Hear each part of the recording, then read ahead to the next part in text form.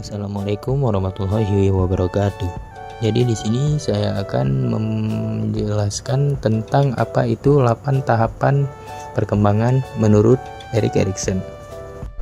Apa itu 8 tahapan perkembangan? Nah, di sini saya akan menjelaskannya secara rinci.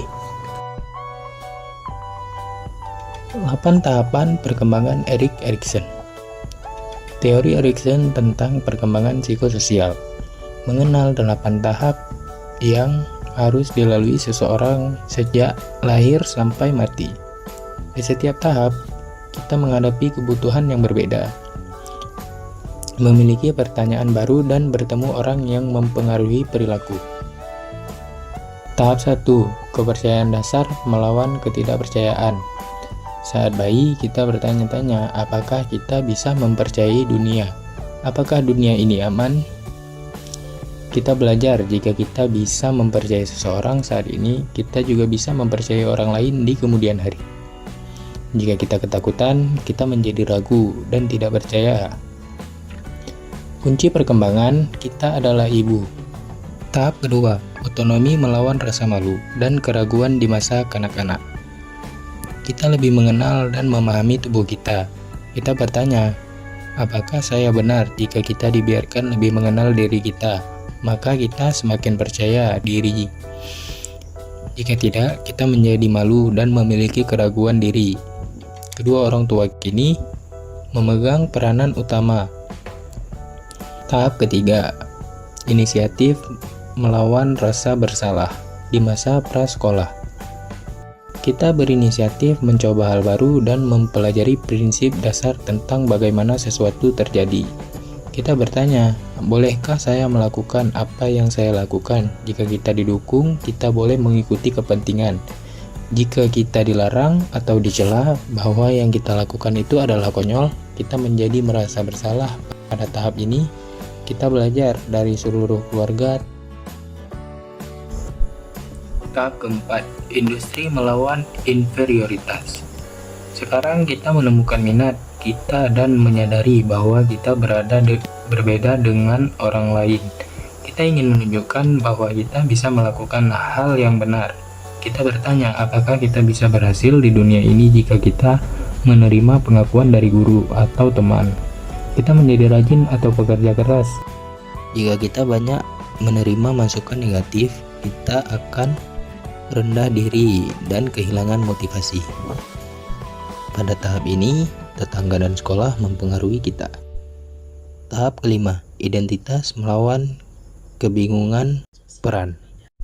Selama masa remaja, kita belajar bahwa kita memiliki peran sosial yang berbeda. Kita menjadi teman, pelajar, anak-anak, dan warga negara. Banyak yang mengalami krisis identitas. Jika orang tua mengizinkan kita untuk menjelajah, kita akan memiliki jati diri. Jika mereka memaksa untuk mengikuti kemauan mereka, kita akan kehilangan jati diri. Kunci dari tahapan ini adalah rekan-rekan dan panutan. Maka dari itu, kita harus memiliki supermodel yang harus kita jadikan contoh untuk motivasi kita ke depan. Tahap keenam, intimasi melawan keterkucilan. Sebagai orang dewasa muda, perlahan kita akan memahami diri dan melepaskan hubungan yang telah dibangun sebelumnya untuk menyesuaikan diri. Kita bertanya-tanya, apakah kita bisa mencintai? Bisakah kita berkomitmen jangka panjang? Apakah kita percaya diri dan bahagia? Jika kita tidak bisa menjalin hubungan intim, kita akan merasa terpencil dan kesepian. Teman dan pasangan kini menjadi pusat perkembangan. Tahap ketujuh, generativitas melawan stagnation. Ketika kita mencapai usia 40-an, kita menjadi nyaman menggunakan waktu secara kreatif dan mulai berkontribusi kepada masyarakat. Kekhawatiran adalah generativitas. Jika kita mampu memimpin generasi penerus, kita menjadi bahagia. Jika kita tidak bisa menyelesaikan konflik dari awal, kita akan menjadi pesimis, mengalami stagnasi. Pada tahap ini, orang rumah dan teman kerja adalah yang paling berpengaruh. Tahap ke-8, integritas, ego, dan keputusasaan. Seiring bertambahnya usia, kita cenderung melambat dan mulai merenungi kehidupan. Kita bertanya, apa yang sudah saya lakukan? Jika kita melewatinya dengan baik, kita akan puas dan berintegritas. Jika tidak, kita akan menjadi pemarah, putus asa, dan pendendam. Pada tahap ini, kita sering membandingkan diri dengan orang lain.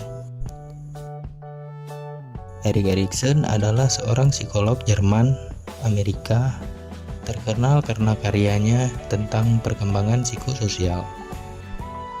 Mereka dipengaruhi oleh Sigmund dan Anna Freud dan menjadi terkenal karena menciptakan ungkapan krisis identitas.